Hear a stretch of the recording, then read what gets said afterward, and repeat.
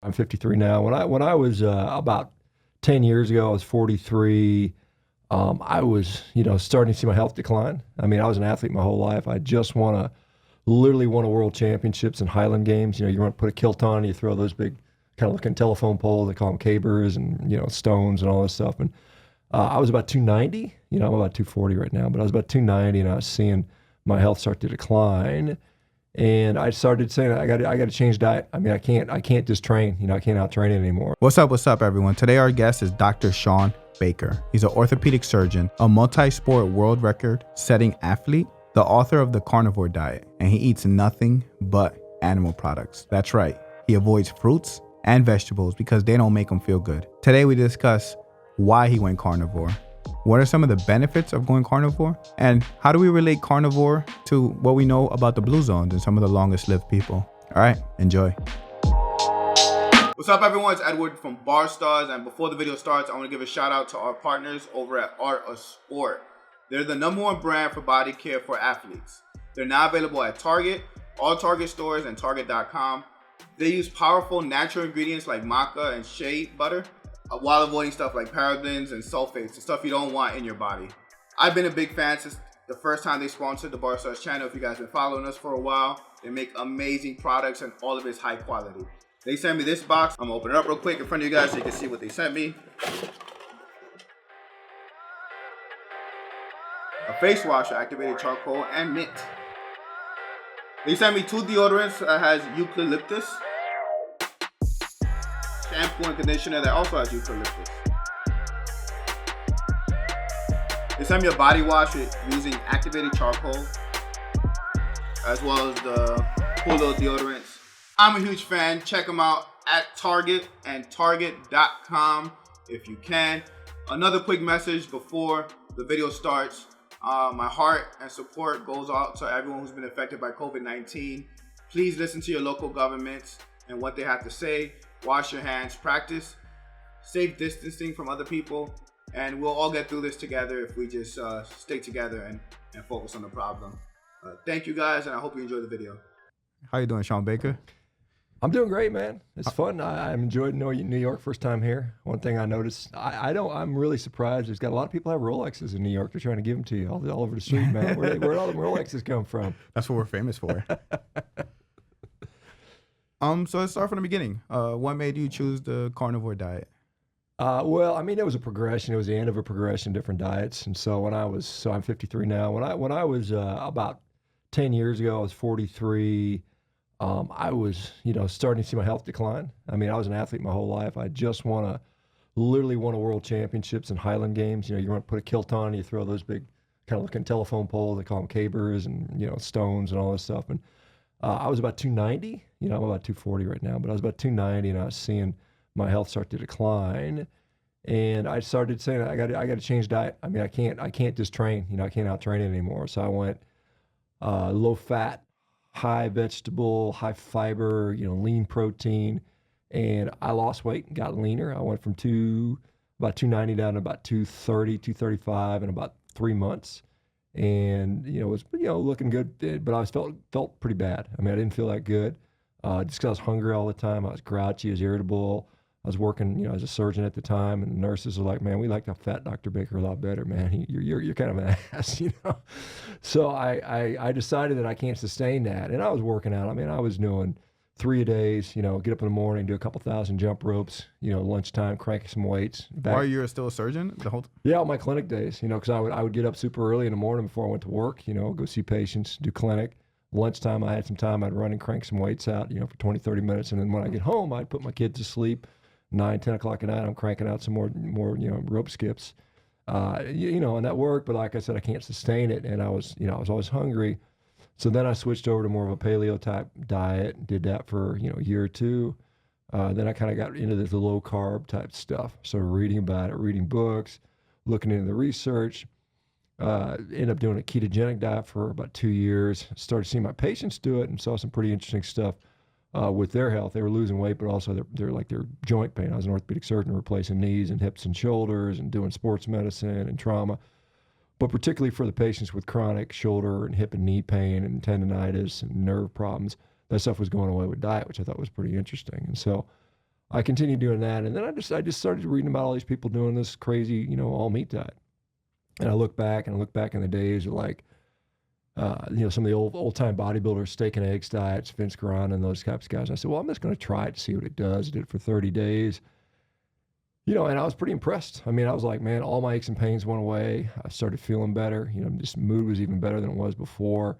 After 30 days, I said, I'll go back to my regular diet, and I just didn't feel as good. I started having sore joints, and my digestion wasn't good, so I went back to it. And about 2 months later, man, my strength just started taking off.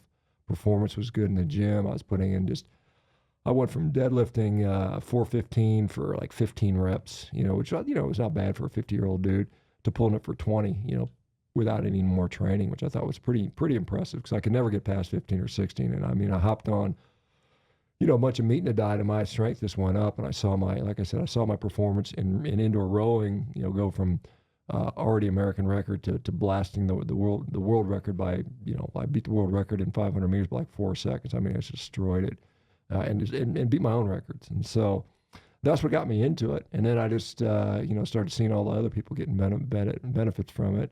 And so now I've been doing it, a little over 3 years, and still going strong. Do you attribute you breaking the world records to the diet, or do you think you could have possibly broken it on a different diet? Well, I mean, I would have broken the world record probably regardless, because I was already there when I turned 50, so it's an age group record. Now at 49, I was already breaking the 40-year-old world record. I was already almost 50 at that time, and so the diet allowed me to do it more than I would have. I mean, I'm definitely convinced. Like the time I got was almost solely attributed to, the couple seconds I got was due to diet for sure. I was definitely stronger with it. My recovery was better. I could train hard every day. In fact, when I broke the world record, this is a 500-meter row, I broke it like 10 days in a row. I just went down and broke it, and the next day I broke it again, and I broke it again, and I broke it again, just because I'm just feeling good, I can go faster. Wow. And my recovery was that. In fact, I broke one of the world records twice in one day. I just went down there, and I was kind of pissed. I remember it was a 1-minute row, and the world record was, I think, like 406 meters in 1 minute, on this rowing machine. And I got down there, and I did like 408 or something like that, and I was like, I can do better. And I was a little pissed. So I went upstairs. I remember, because I went upstairs, and I took a nice cold shower, ate a steak, relaxed for about 2-3 hours, and went back down and went and pulled another like 5 or 6 meters. I went like 414 or something like that. So. And how long were you carnivore at that time? I was probably 6 months, something like that. I think, or somewhere in that time frame. What are some changes you felt from going from your diet previously to carnivore? Yeah, so I mean, like I said, I was already on a ketogenic diet, so I was already quote unquote fat adapted. I was used to that. I was used to the infrequent meals. But the things that made a difference between that diet and the ketogenic diet was I'd still had some aches and pains. I had a lot of tendonitis in my quadriceps, and I'd had that for probably a decade. And as an orthopedic surgeon, I know all the tricks on how do you treat this, and I've done all those things, and nothing really worked. That went away about 2 months in, and it's never come back, which was really just shocking to me, because I expected to live with that the rest of life. As you get older, you get these aches and pains, and you're just kind of used to it. And you're like, that's going to be the rest of my life. And so that happened. And then, I just got stronger. My sleep just became really, really nice. I mean, I'd fall asleep. Within 10 minutes, my head hitting the pillow, I'm out. I mean, I just sleep like a baby. And it's, I just wake up, I feel great. Libido, all that crap, all that stuff, you just feel supercharged. I mean, it feels like you're 20 again. I mean, quite honestly, which is kind of cool. Digestion's perfect. You don't even think about it. It's like you don't even know you've eaten. I mean, I can literally go and crush 2 pounds of steak and, 20 minutes later go do a killer workout, and it doesn't bother me at all, which is, really good. I don't get any of that bloating, the cramping, the stuff I had before. Energy's pretty even. I'm kind of chilled out. I mean, this is the thing, like when Joe Rogan just recently did it, and he just said my energy's stable as a rock. And that's kind of what you find. I mean, I'm kind of like just chill but happy. That's kind of the baseline now. It's just like, yeah, life's good, and you're just kind of happy. What's a normal meal? So I've heard you only eat 2 meals a day, right? I mean, sometimes. Most of the time I do, and that's really directed by appetite. So, I mean, a lot of times, I'll get up, couple steaks for breakfast, or sometimes it'll be steak and eggs. Typically, that's a pretty normal meal, and I'll do the same thing for evening. I mean, here in New York, I mean, it's kind of funny because I'm on a different time zone. I got in real late, and you got diners all over the place, which is pretty cool. They're open late. And I walked down, I got to my hotel room, checked in around, midnight, and walked down, found a diner. And I mean, I literally, I had, like a 12-ounce sirloin. I had a dozen eggs and like 15 strips of bacon. That was my that was my deal last night, and so I had that. And then, earlier that day, I went to this place called In-N-Out, which is a burger joint in California. I had like 20 burger patties, and they're like eighth ounce, so they're half of a quarter pounder, but that was like 2.5 pounds. And that was kind of a big day for me. That was probably, 6 pounds of food or something like that. But most days, and I'm 240 right now, and most days I'm eating about 4 pounds, 2 in the morning, 2 in the afternoon. Most of the time it's red meat, probably I'd say, 90%, 95% of the time. Sometimes there's some eggs, sometimes there's some fish. Occasionally I'll throw a little bit of dairy in there, maybe a little yogurt, something like that. But that's pretty much what it's been, for quite a while now. You drink coffee? I never liked coffee, man. I never got into that. So even before you had coffee? Even before. I've had literally precisely, I think, 1.5 cups. First cup of coffee I had, I was 14. I was working as a dishwasher at this Hilton hotel. As a high school kid, you come in there and you're tired at 4. You had to be there like 4 o'clock in the morning. So, 14-year-old kids don't do well at 4 o'clock in the morning. I come rolling in there, and I remember the cook was like, "Hey, dude, here, have some of this." And it was like coffee, but I think it was from the day before or something like that. I mean, I tried it. I was like, man, this is the most disgusting thing I've ever had in my life. I spat it out. Like, I ain't eating that stuff. So, like, I don't know, 15 years later, I was dating a girl, and she was really into this one. All the flavored coffee was a real big deal. So I tried some, and I was like, not into it. I just never got into it. I never really liked hot drinks or anything like that. So I'm not a coffee guy. That's funny because I got into coffee as a full adult. Yeah. What do you think would happen if you started eating fruits and vegetables? Like, what changes would you think you personally would experience? Well, I mean, I've actually played with that a little bit here and there. In fact, I did that recently. And I mean, I just don't feel as good. I mean, my digestion's not as good. I mean, I know it sounds weird, but I mean, I just start feeling a little bit of pain, like a little knee pain. Like I said, I'm 53. I've been beating on my body for, 4+ decades, heavy lifting, heavy training. And, I've probably got some degree of arthritis, but, when I'm just eating meat and stuff like that, I don't feel anything. I feel great as soon as I add different foods in there. I get a little bit. It's not horrible, but it's just enough to let you know that, man, I don't want to feel quite like this. And so I've done, like I said, I threw in a bunch of raspberries and, and I like them. I mean, it tastes good. I mean, there's nothing wrong with that. I don't dislike them at all. And, but just for me, maybe just a few and it's okay. But if I eat any significant quantity of that, and certainly, junk food, which, like I'm not a purist. I don't tell people you should only eat meat and you're everything else is bad. But, I'm just very objective about it. I'm not, people talk about being dogmatic or being a zealot, right? And I'm like, the only thing I'm dogmatic about is saying, let's find something that works well for you for health and keep doing that. And if it's all meat, and a lot of people do that, that's great. If it's meat plus some fruit, that's fine. If it's a vegan diet, that's fine. I mean, I think it's kind of a silly diet, but regardless, if it works for you, then you can do that. And but in my experience and what I'm seeing over and over again now, that meat is probably a pretty big health food. In fact, it's probably, if there's a superfood out there, I'd say that's what it is. And it just makes sense if you really get into it and think about it. What do you think about or different organizations classifying red meat and processed meat as a carcinogen?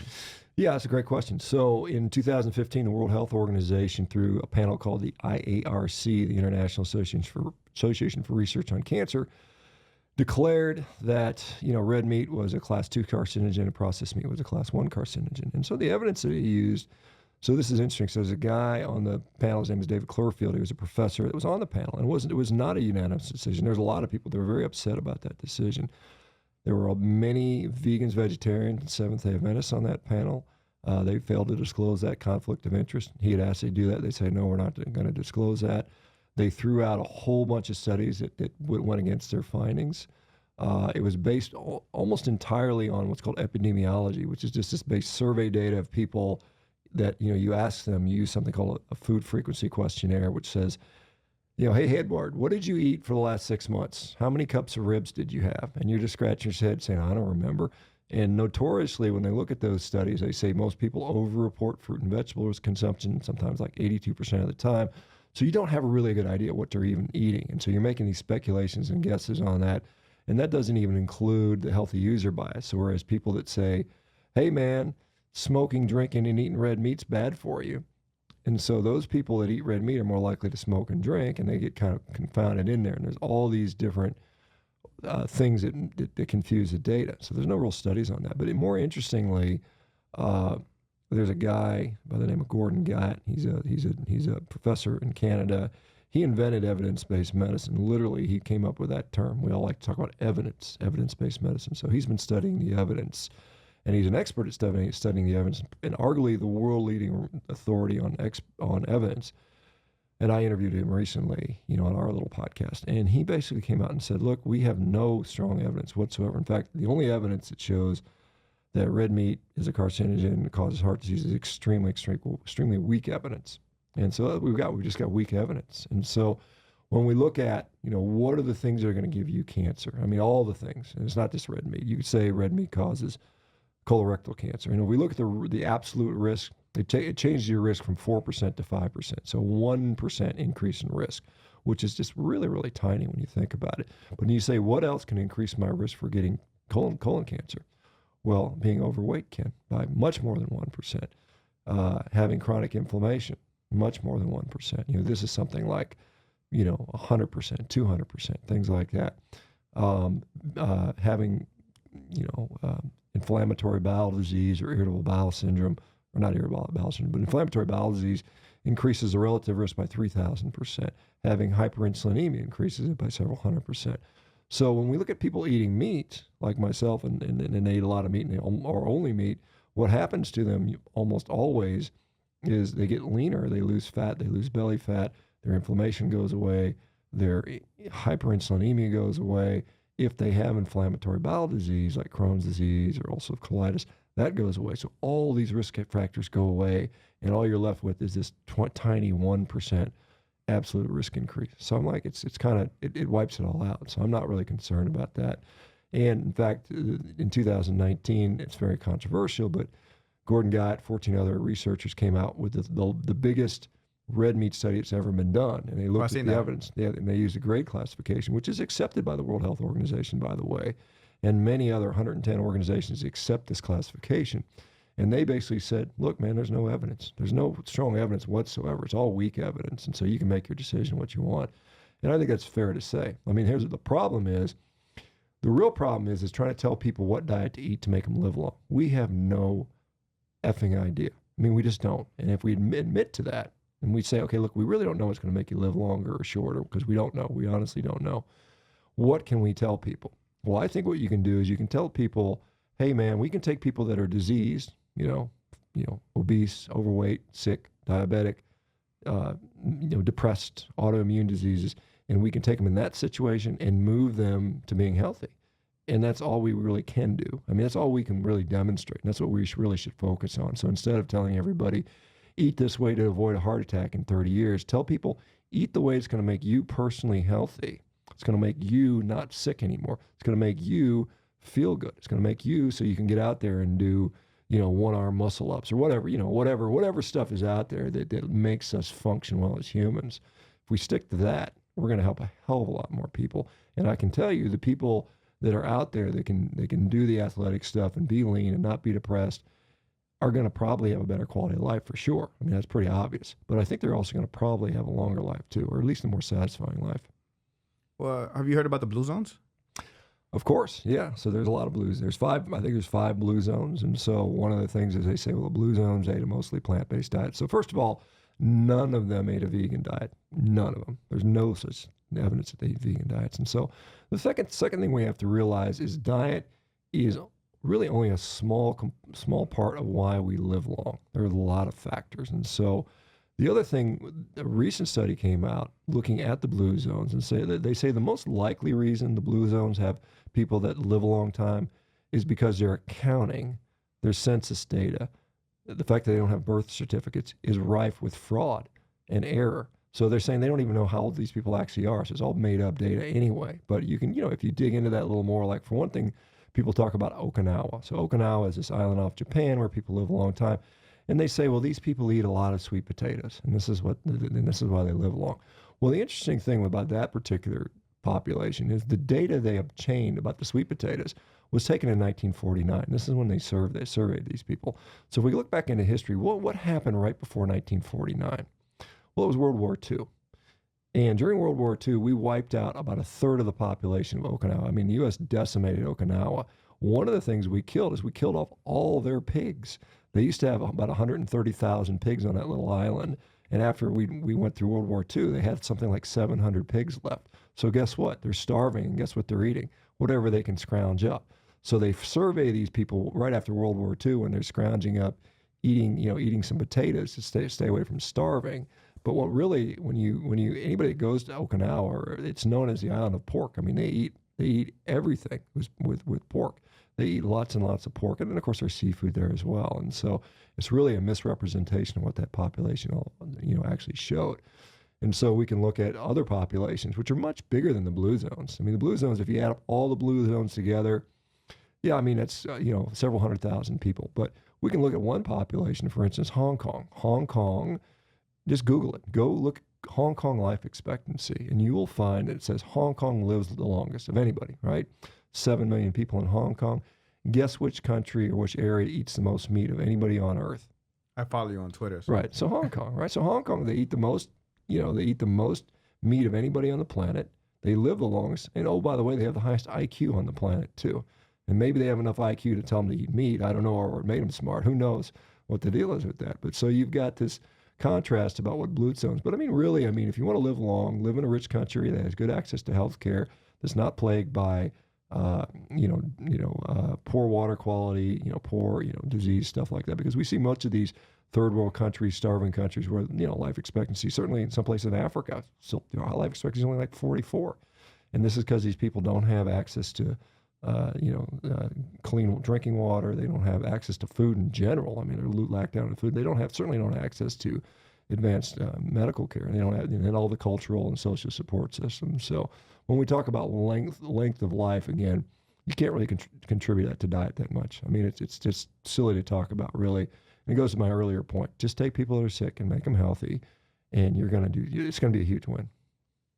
Are you worried about any nutritional deficiencies from commonly nutrients and vitamins found in plants? No, not at all. I mean, I think you can make the argument that, if you look at a carnivore diet, particularly one that's, just steak and eggs or something like that, you would see potential vitamin C deficiency. Some people would talk about folate. Some people would talk about some of the trace minerals. But I mean, clinically what's happening is we're just not seeing that. I mean, and certainly if someone did develop that, I mean, it's easy enough to say, hey, take something, take a supplement, take a pill, whatever. You can get it. You can make that diet. You can throw in organ meats and seafood and dairy and make a nutritionally RDA complete diet. But the problem is the RDA doesn't reflect the needs of people on different diets. I mean, it's clear, and even the RDA is starting to admit that. We see that if you add phytic acid, and phytic acids are found in things like legumes, beans and something like things like that. If you have a lot of phytic acid in your diet, right now the RDA says you got to get more zinc, because the phytic acid is binding it so you can't absorb it. So we're already seeing some concession that, hey, people on a different diet have different mineral and vitamin needs. Clearly vitamin C, I mean, you're looking at me, I'm not dead from scurvy, right? I'm still here having a conversation, I'm not fading away. I'm not, my teeth aren't falling out, my joints aren't falling apart. I mean, you probably followed me on social media. I'm still training pretty hard, for a 53-year-old guy. So yeah, I think that we just have to look at the requirements a little differently and say it is what it is, because it's.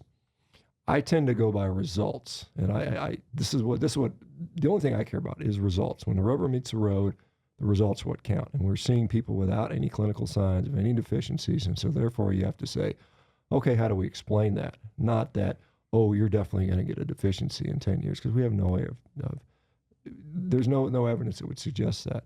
So far. And if it does show up, hey, it's not hard to supplement. It's not like again, this is very different from the ideologically based vegan diet, where people say, you must do this to save the animals or whatever. I believe this. If you need to eat some orange slices to get vitamin C or whatever, we can say avocado or, whatever we name the fruit or vegetable, then do it. That's fine. It's not a religion or belief system. But in my experience, most people, in fact, I've yet to find a person that needs to do that so far. Do you take any supplements? I don't. I would say salt. If you want to consider salt a supplement, then I would say that would be the supplement. But I don't take vitamins. I don't take multivitamins. I don't take vitamin C pills. I don't take testosterone. I don't take any exogenous hormones or drugs or any of that stuff. You sprinkle salt on top of the steak? Typically, yeah. And sometimes, honestly, I'll put a little bit in before I train. I'll put a little salt in a large glass of water. And the reason I do that, when you go on a low carb diet, you end up losing salt and water. People get, they find that they feel flat. And so what you do, and that's the reason carbs make you hold on and fill out, is because of the fluid, right? It's not the carb, it's the fluid. It's not the glycogen necessarily. It's actually the water that's there. So you can kind of hack that by just taking some salt and water before training. Your muscles and vasculature, your vessels will fill up with fluid. They'll work more efficiently. You'll get a better workout. Nice. I've seen on the Joe Rogan podcast you had launched a website to collect different testimonials. This was a while ago. What have you seen to date? Yeah, so that was something that we did. It was a website called meatheals.com, and we've since morphed that into something called MeatRx, like meat and then like the RX sign for prescription. We have just got hundreds and hundreds of testimonials from everything. I mean, there's almost name the problem, and we've got people that have solved it with meat-based diet. And it's really fascinating because we have people with all kinds of mental health issues, depression, anxiety, bipolar, even PTSD, people that were completely suicidal that get away from that, by changing their diet, which is really, I think, really fascinating. Joint pain, whether it's plain old arthritis or rheumatoid arthritis or psoriasis, skin problems, eczema, allergies, asthma, all kinds of digestive issues, whether it's irritable bowel syndrome or Crohn's disease, ulcerative colitis, even genetic disorders, which is really, really bizarre to me. I've seen some people with weird genetic disorders like something called Ehlers-Danlos, where they keep dislocating their joints. They go on the diet and they no longer dislocate their joints, which is really kind of shocking to me. People with addiction problems, people with, cigarette, alcohol, prescription drugs, illegal drugs, they just find that they don't need that stuff anymore and they get away from that. So, it's really amazing. And I get it every single day. Not a day goes by where I don't have 3, 4, 5, 10, 20 people sending me messages that, hey, Dr. Baker, my life had completely changed. Thank you for what you're doing. And it's really, it gets you up in the day. It makes you wake up and enjoy what you do. I can imagine affecting so many different people. How many people have submitted testimonials to your website? I don't know. I know it's at least 500, at this point, and we get more every day. Like I said, we have a lot that we haven't even published yet. We just kind of trying to keep up with all this stuff. We have support groups now. We've kind of started this platform called MeatRx.com where we have people come on an online video chat and we just talk about what's going on, give them information. It's really helping because one of the things, any intervention you do, whether it's diet, exercise, some kind of lifestyle thing, it's always nice to have a support system, and going out there and saying, hey, I'm going to eat a meat-based diet is alienating for a lot of people. A lot of people feel, it's kind of weird, or people aren't going to support me, or they're going to call me this evil person because I'm eating meat, the craziness we have going on now. And so they just need this extra support system, which has really been helpful for a lot of these people. You find it hard to be at social events like birthday parties? No, not at all. Like I said, if it's something where I'm worried I'm going to be hungry, I'll just eat before I go. You pre-eat, you kind of just go eat something like that. But there's usually something there I can eat if I want to eat. But eating's not that, I don't obsess about food. It's kind of crazy because what I do is food-based. But for my personal stuff, I'm pretty laid back. I'm like, if I'm hungry, I'll eat. If there's no food I can eat, I can wait. The nice thing is it gives you this sort of really neat ability to go a long time without being hungry. And it's kind of like, some people talk about the benefits of fasting, but I just naturally don't need to eat that much. Basically, I had a little tiny snack today just because I was waiting for this other interview I did. But generally I can go all day without eating, no problem. Yeah, I was keto for maybe 6 months, and I remember it blunted my appetite hard. Like towards the end of it, I had to remind myself to eat. Yeah. Yeah, that's something you can do. I think for a lot of people, because I did a ketogenic diet, and many people that do this diet come from a ketogenic background, and I'd say a high percentage of them find it preferable just because it's so much easier. They don't have to think. It simplifies nutrition. Do you know what's the longest carnivore practicer you know?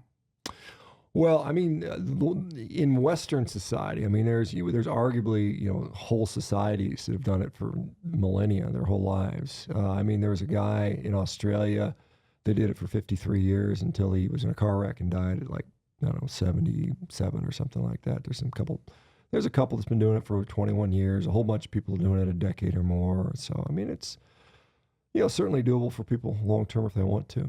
Who would you recommend the carnivore diet to? Well, I'd say, first let me start with who I would not recommend it to. I think if you're happy with your health and you're doing good, then there's no reason to change. I mean, I think, and that's probably a significant percent of the people. I think beyond that, if you're trying to solve an issue, if you've got a medical issue, whether it's just chronic pain, depression or something like that, and you've been to doctor after doctor after doctor, and you're on these pills, and it's just not working for you, I think it makes sense to try it. I mean, there's no real down. I mean, the downside to doing it and I think really 90 days is a good test of this. Do it for 90 days. I mean, the worst thing is you'll eat a bunch of steaks. I mean, that's not the end of the world. And you might find something. You might solve something. I would say that the vast majority of medical problems have a huge, they're hugely grounded in diet. And diet's probably one of the biggest things. I mean, diet, sleep, exercise are probably the big three, things we can do. There's some other things in there as well, but diet's probably the major one that we can have a look at. And it makes it a lot easier, even if you use it as an elimination diet, to eliminate all these variables that would make it confusing to figure out what's causing the problems. Because, a normal person's eating, 100, 200, 300 types of food, different ingredients, and it's really, really hard to pick one out to see which one's causing trouble. So the quickest way to solve that problem, in my view, put somebody in a carnivore diet for 3 months, see how they do. If they get better, and then you just start slowly adding things back in. Have you ever gotten a bad story from you following the carnivore diet? Yeah, I mean, I've had people that had a hard time transitioning. They didn't like it. It was boring. They couldn't get it. They couldn't kind of kick being having the carbohydrate in the diet. Sure, that happens. I've not really seen many people get sick from it, as far as really having issues. I mean, there will undoubtedly be people, the longer this goes and more people do it, they'll have medical problems. I mean, that's just the law of averages, But I think in general, it's particularly if you compare it to the average diet, we call it the standard American diet. I think the carnivore diet population is going to be a lot healthier, and it's really exciting that we've got a huge study coming up with Harvard University that's going to be looking at this population, which I think will be, give it a lot more credibility. Tell us a little bit about that. Yeah, so the principal investigator, the senior investigator, is a guy named David Ludwig. David Ludwig is one of the top, well-recognized nutrition and MBC researchers on the planet. He's out of Harvard University. He approached me about maybe doing a carnivore study. I think what caused him to do that is that his secretary went on it and just had a tremendously positive experience. Health issues went away, just really raving about it. And so he started looking into it and, kind of contacting me and saying, hey man, what's the story on this? And where do I get to meet here? And said, would you be interested in helping us get a study going? I said, of course. And so they presented it, they wrote it up. It's gone through the institutional process to make sure it's ethical. And my understanding is it's about right through the committee.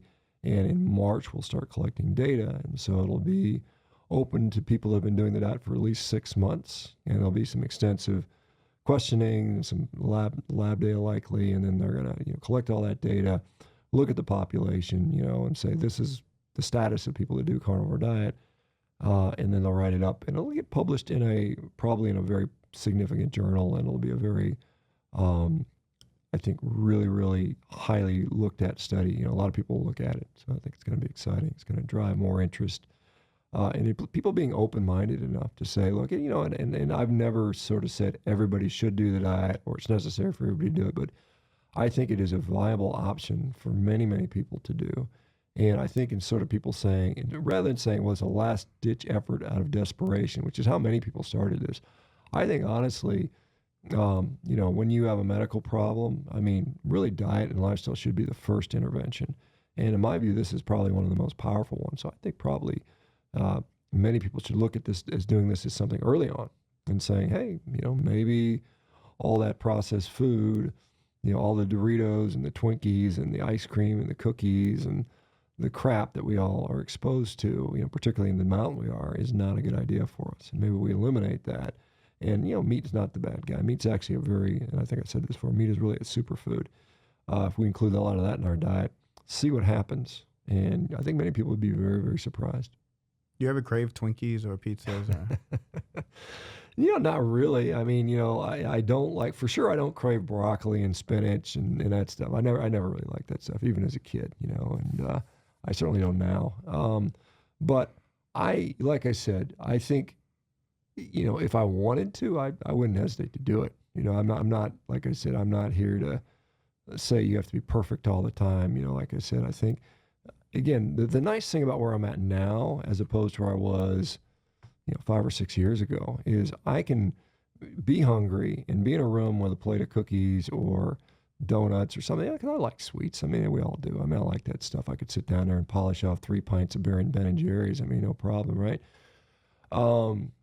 But now I can be there and I'm like, I can take it or leave it. I don't need that stuff. Whereas before, it's kind of eating at the back of your mind. You get these little voices saying, hey, just have one bite, man. It's going to be good.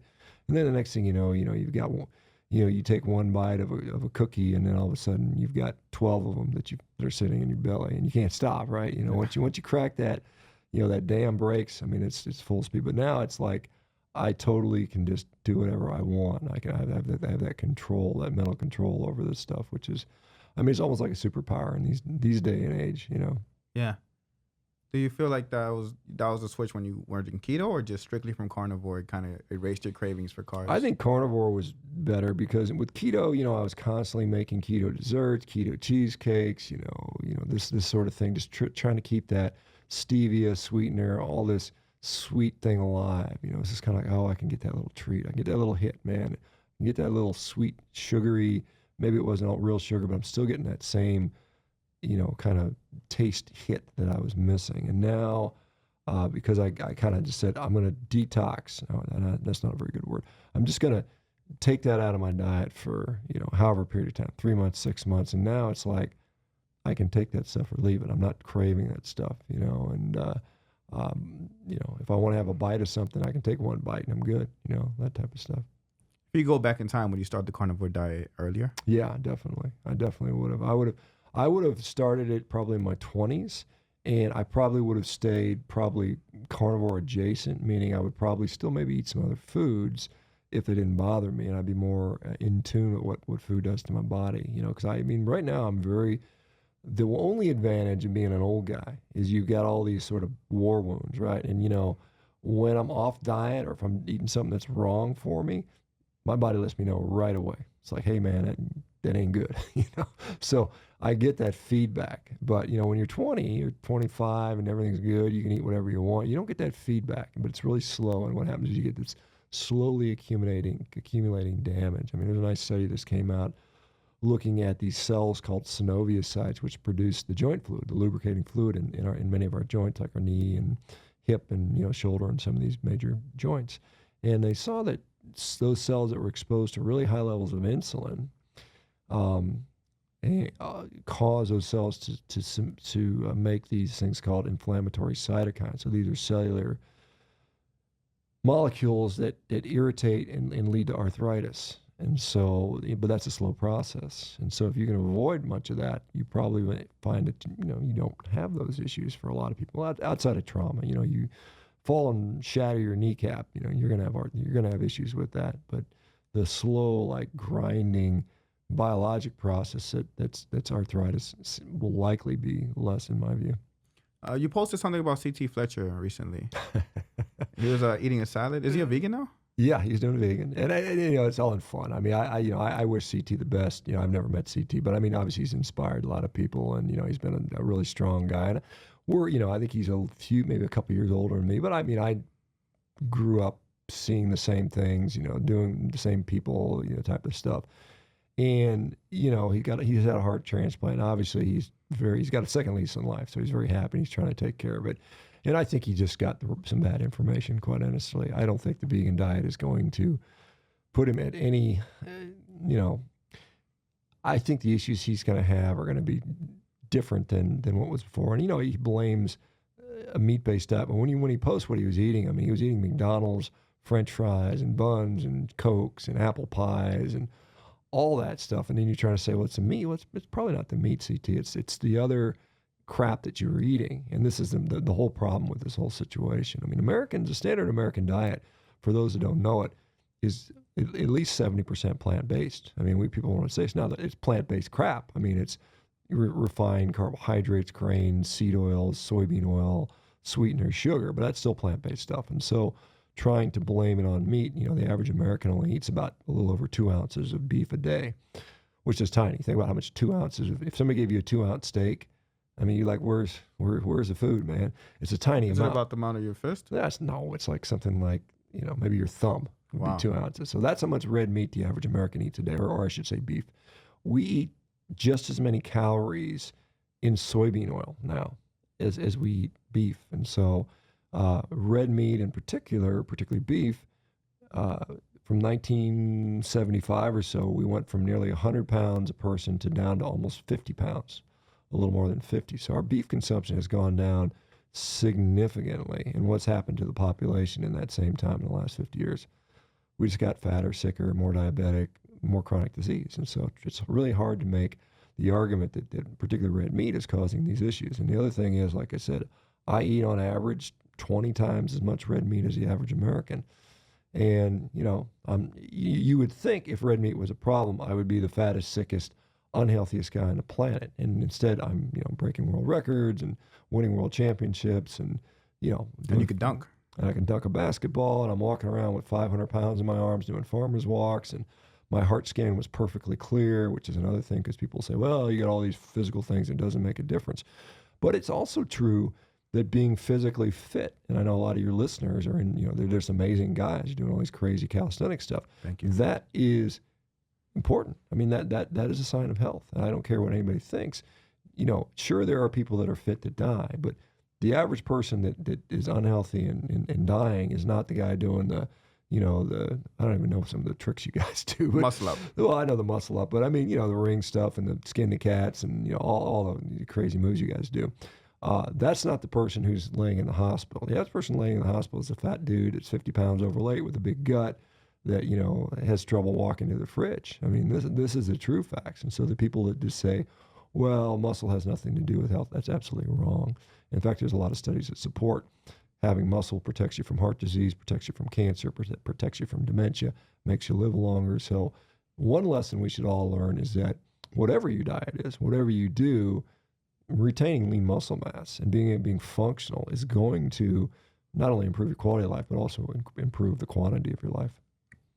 I was actually going to ask about that. So you've posted about slim vegans before. Do you feel like that's a factor in health, just like the fact that they're slim, but let's say they're slim, but let's say they have perfect blood results? Well, I mean, again, this is a sort of how do we assess health? And I think when we look at blood in particular, we have to realize that our blood work can change every single day. So you can't just go in there and say, this is my blood today, and therefore it represents everything all the time for me. It's very variable. It's more important, in my view, to look at, particularly as we get older, things that show what's going on chronically. So like the heart scan I had, the coronary artery calcium scan, which shows how much atherosclerosis is in your heart, or at least is a pretty good measure of that. And like mine was 0, which is really good. I mean, you want that. But things like waist to height measurement, how much belly do you have, visceral fat, how much fat do you have in your liver, how much fat do you have in your pancreas, how much fat do you have around the rest of your internal organs. Those things tend to correlate pretty negatively with health outcomes, and they're more at least chronic. At least some of those are. You can look at the vessels in your neck and your carotid arteries, and so those things to me are more meaningful. And then again, some of the like what's your VO2 max? How much output can you put from your cardiovascular and your respiratory system? Those things really have more bearing on health, longevity, and then what's your cholesterol Tuesday versus what it was on Friday, because it may change. There's some things you can look at that are generally signs of good health. Low inflammatory markers, we can take a blood test. But guess what? If you have a hard workout, that may throw those inflammatory markers up. And so the question is, am I unhealthy, or did I just have a hard workout? So that's a problem with basically blood testing. But back to your question about vegans being skinny, and sometimes I use the word sarcopenic, which means they've lost a lot of muscle mass. We know that people that don't have a lot of muscle mass, particularly as they get older, are at high risk for really going downhill quickly if they get any kind of insult. If they get a respiratory illness, if they get a cancer, for instance, I mean, they're likely not going to survive that. So you've got to sort of build up a front of protection, and that's what that lean muscle mass is doing. You don't have to be a bodybuilder. You don't have to be Mr. Olympia, but you should be strong. You should carry a decent amount of mass. You shouldn't need somebody to help you with the groceries when you're 60. I mean, that's just silliness. I mean, if you need that, you're not making the right decisions. And this is something that takes time over time. And the average vegan person is, on average. I mean, obviously there's exceptions, and some of these guys are doing well despite their diet. And I think, you can argue some people, drug usage and stuff like that, that's a whole different topic. But I mean, these guys that do well as athletes, I applaud them for doing that. But I would say almost undoubtedly, if you added, animal food back in your diet, and not junk food, because most people, when they go on a vegan diet and they say, I just cut out animal products, and that's not true. They may cut out, and dairy is a very questionable one. Sometimes dairy is a problem for people. They may cut out dairy. They usually cut out sugars, and they cut out the oils. And, as we see, the whole food plant-based, no oil. I mean, they keep adding letters on this. It's like, first it was plant-based, then it was whole food plant-based, and then now it's whole food plant-based, no oil, because they keep cutting out junk food. And that's what makes them better. And that's the same thing I do. I mean, I don't eat junk food. I mean, I eat, the reason I eat what I do is because I'm eating what I think is a very healthy diet. And I'm not, like I said, I'm not out there eating the Oreos and all that stuff, and this is the thing. For a diet to be successful, if I say, Edward, I want you to go on a diet, I'm going to say, well, what do you like to eat? And you may say, man, I like some of the junk food. It tastes good, man. And they make it because it tastes good. I like eating a cookie here and there. I like a pint of ice cream. And I say, man, you can't eat that anymore because it's bad for you. But I'm going to say, you know what? You're going to eat some leaves, some kale, some quinoa, and that's what you got, and then you're going to say, well, man, this kind of sucks. That's why I was kind of making fun of CT eating his salad like he looks like he's enjoying it. But I bet in his heart of his heart, or his old lady heart, the grandma heart that he's got, he's like, man, I wish I could eat something else, because it's not very satisfying. It really isn't. And what you have to do is you kind of eat and eat and eat until you stuff your guts so full of that indigestible fiber that you're like, oh, I can't eat anymore. And then you get a little bloated and it doesn't feel very good. And then you're hungry a couple hours and you keep doing it again and again. Whereas, so to make a diet successful long term, you've got to make sure you like the food, right? Because if I tell you to eat stuff you don't like, man, you're not going to do it very long. I like steaks. I mean, it ain't hard for me to sit down to a nice big juicy T-bone or a ribeye, and you ain't got to sell me on that. It's not like somebody saying, oh, damn it, I got to eat a steak again. I mean, that just doesn't happen. But the other thing is, you can't be hungry all the time. So if I tell you to go on a diet and you're going to be hungry every day all the time, and all you're doing is obsessively thinking about food, oh man, I wish I could eat something else. I mean, then what happens is, a month into it, when your discipline cracks, you're in that fridge and you just pound out. You're sneaking off to the grocery store to 7-Eleven. You get that pint of ice cream or whatever, and you just chow that down when no one's looking. That's what happens when you're hungry all the time. But if you're not hungry, and what I see with me and many others that do this, man, you load up a pound of ribeye, 6 eggs for breakfast, you're good, man. You don't want to eat. You're just not hungry. So the key to success is like the food, don't be hungry, and that really makes it successful long term. What would be the guiding principles you give to someone who wants to start the carnivore diet? Yeah, I mean, I tell them, one, don't think of it as a lifetime commitment. It's not. It's a test. It's a tool. Use it as you need to. Use it as long as you need to. Some people want to do it for a long time. That's fine. Enjoy the food. Don't count calories initially. Don't worry about macro percentages. Just enjoy the damn food. Enjoy it. You eat steaks, eat burgers, throw some eggs on there, give some variety, throw some seasoning in there if you need it to make it more exciting. Don't worry, don't beat yourself up if you slip up one day. Just get back on the horse. Do it long enough. And how much do you eat? you eat enough so you don't want cupcakes, or whatever, or pizza or whatever. That's how you do it. That's how you, the first thing I tell every person I consult with or coach, I say, look, change your relationship with food. I don't care what your goal is. If you want to lose 50 pounds, that's great. If you want to fix whatever digestive issue, that's great. First thing do, change relationship with food. If you don't change that relationship with food, you're never going to last, because you're always going to be in the back of your mind, man, I want something else. And you're going to crack and you're going to cave. So get to that magic period, like it might be 2 months, 6 months in, whatever it takes. And then you get to that stage where, man, I don't want that stuff. I could care less about it. I don't even consider it food. I can still have it if I really want it, but I don't need to. Then you've reached this sort of special place, this really freeing place. A lot of people talk about restrictive it is, but it's really freeing. You become liberated, so you've got this, it's almost like having this magic superpower of, I can resist all this other food. And, because it's everywhere. I just walked 6 miles through New York today. I mean, there's food everywhere. Halal stations, pizza shops, bagel places. I mean, it's everywhere. And I just walk by and I'm good. I don't need that stuff. So that is where you got to get to. That's step one. And then you can go, I want to get down to whatever, sub 10% body fat, or I want to heal this disease, or blah, blah, blah. And there's little things you can do to shift around. But I mean, the beginning principles are always generally the same. Joe Rogan complained a lot about diarrhea, I think, at the beginning. Yeah. Is that common? It seems about 20-25% of the time. And what we see, like I said, a lot of people, when they just cold turkey stop fiber, and I know Joe talked about this a little bit, but I told him, I said, look, what happens is, when you're taking a lot of fiber in your diet, that fiber binds up a lot of fluid, and your colon doesn't really see it. It doesn't really have to deal with it. But when you take the fiber out of your diet, now all that fluid goes straight through. And the job of the colon, or one of the jobs of the colon, is to reabsorb those fluids. And if it's not used to it, it's like an athlete. If you take one of your athletes that hasn't done exercise in a year and tell them, hey man, now you got to do this routine, they're gonna kind of not be good for a while. And it takes them, a month or two to kind of, get back in shape, so to speak. So that's really what's going on for the most part. There's some minor things. Some people, different types of food, too much fat or too much protein can lead to that too. But I think really it's just an adjustment period. And most people, it can be anywhere from, a few days to up to a month or two. But most people sort of even out over time. I watch a lot of your interviews and they focus on the carnivore aspect. I'm curious what your workout routine looks like.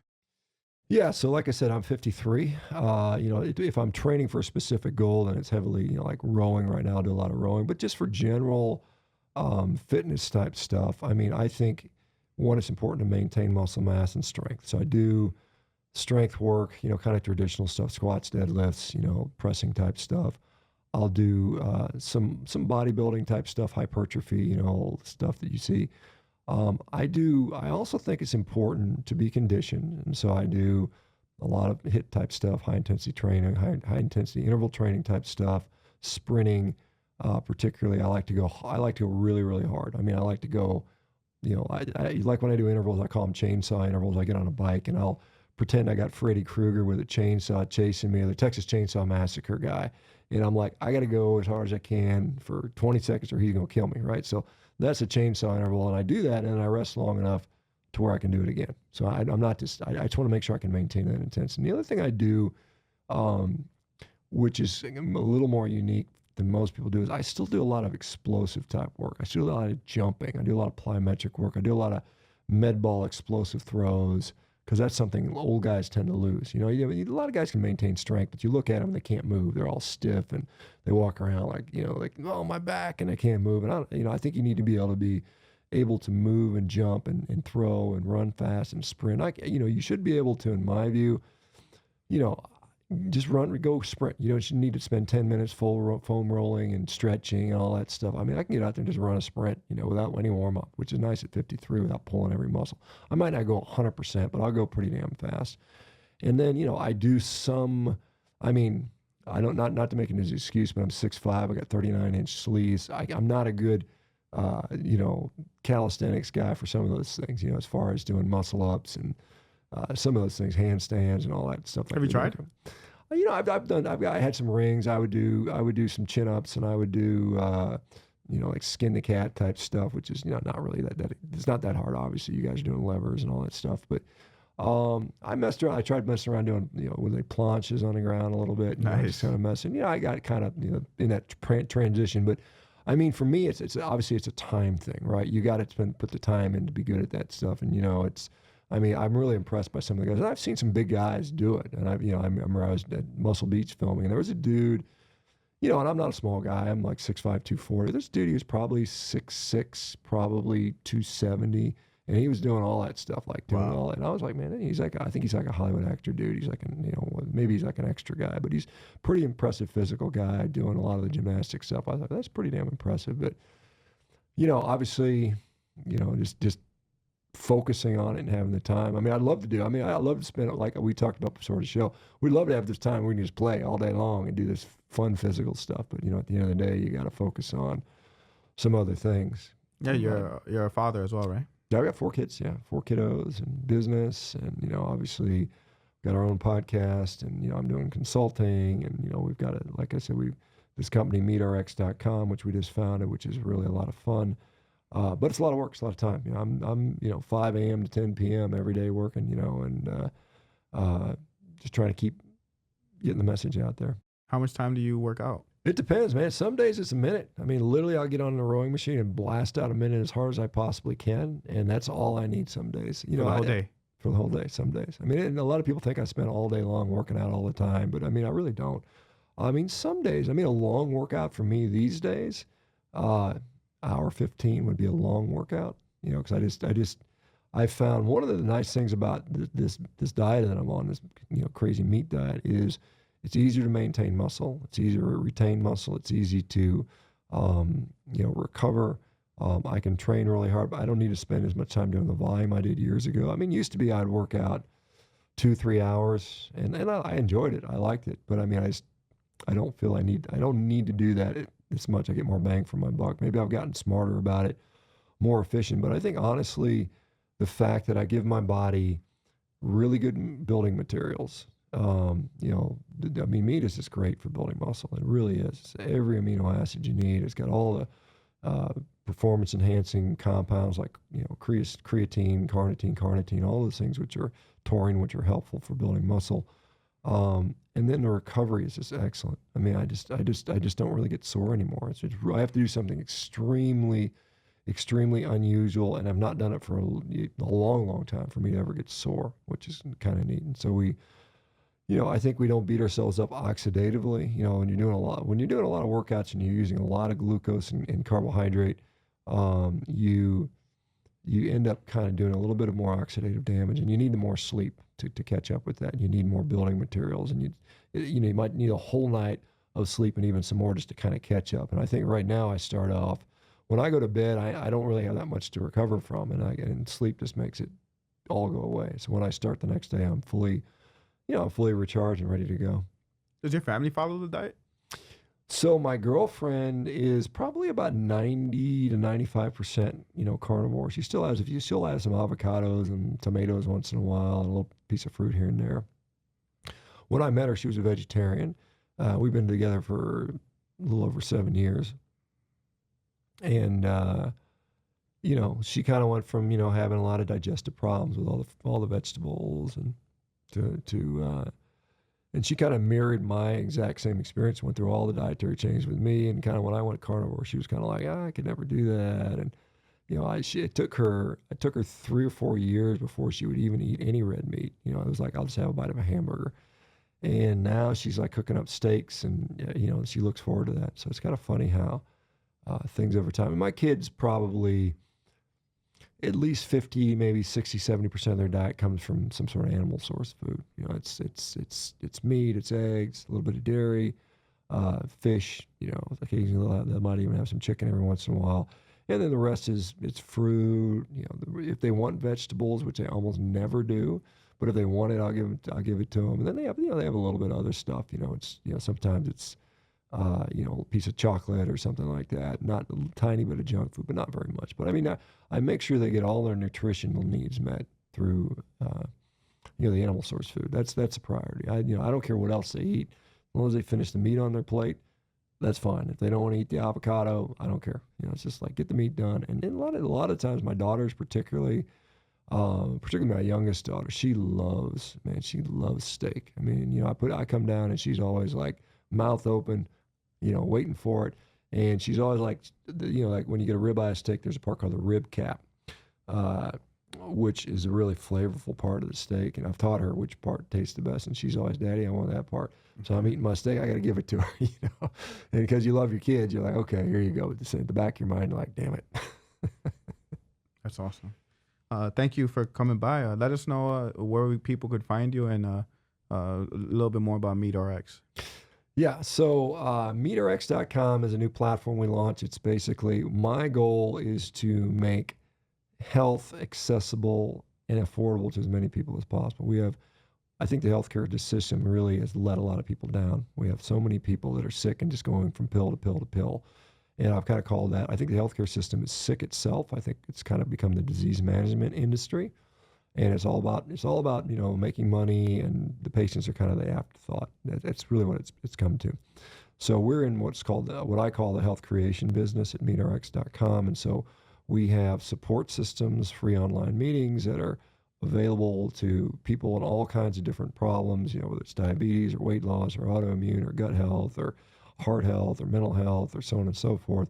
We have coaching, which is extremely, extremely affordable. I made the prices, it's like $18 for a half-hour coaching session. It's extremely... That is amazing. It's extremely affordable because I really think that we should allow people to have access to this support as cheaply as possible, because not everybody can afford it. And that's why I don't talk about you must eat the highest organic this or that.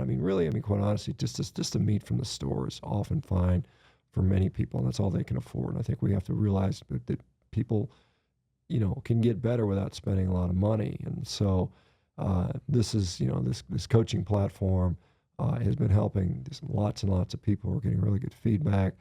Our plan will be to be collecting data as time goes by, as we get big enough. We only launched, end of November, so we're only a couple months old. But as we get bigger and bigger, we will be able to collect data to where we can say, this is our outcome. Look, this is what we do with diabetes. 80% of our people get better. Or this is what we do with this autoimmune disease. Maybe it's psoriasis or eczema. 75% of our people get better. And then we can compare that to, what the regular standard of care is. And if we do better, then I think the market will say, look, these guys, not only these guys are like, 10% of the price or less, their outcomes are better. And I think we get to that point, we're going to have a big shift in how people perceive health, because I think it's, I think at the end of the day, they don't care how they get better. They just want to get better. It doesn't have to go through the doctor with the white coat handing them their pill. It could be the crazy guy with his group telling them to eat ribeye steaks. And if that works, it works. And I think we should be open to that. Social media, it's Shawn, SHAWN, Baker, BAKER, 1967. Twitter, S is capital S, capital B, AKER, and then MD, which is capital on Twitter.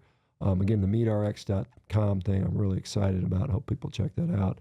And then what else? I've got a YouTube channel, so I do a little YouTube video every day. I throw up, 5-10 minutes of me ranting and raving about something. Some people, I piss off some people, but so I make some people laugh. I offend some people. I've seen you review some vegan videos. Maybe something like that. I like I said, I think at the end of the day, it's about getting the message out, and I think the message that I'm trying to get out to people at the end of the day is helping people. Now, as media, social media is kind of a game. It's like, how do you clickbait people into looking and seeing? Because, again, you can have the best message in the world, but if no one hears it, it's a waste of time. So you got to do the dog and pony, play the clown, do some tricks so people will tune in. And when they do that, then they find if they stick around long enough, they'll say, hey, look at all these people getting healthy. Maybe there's something here. I've had a lot of vegans. I cannot tell you how many vegans have been on my social media, and they start out thinking I'm the worst person in the world and wishing I die and calling me every name in the book. And then like 2 months, 3 months later, 6 months later, like, hey man, sorry, I used to hate you, but now I love you and you've changed my life. And so I tell vegans, hey man, going on my page is hazardous to your diet, because you might change your mind. And so that's what we see. Beautiful. Thank you. Appreciate it. All right, man. Thanks, Edward.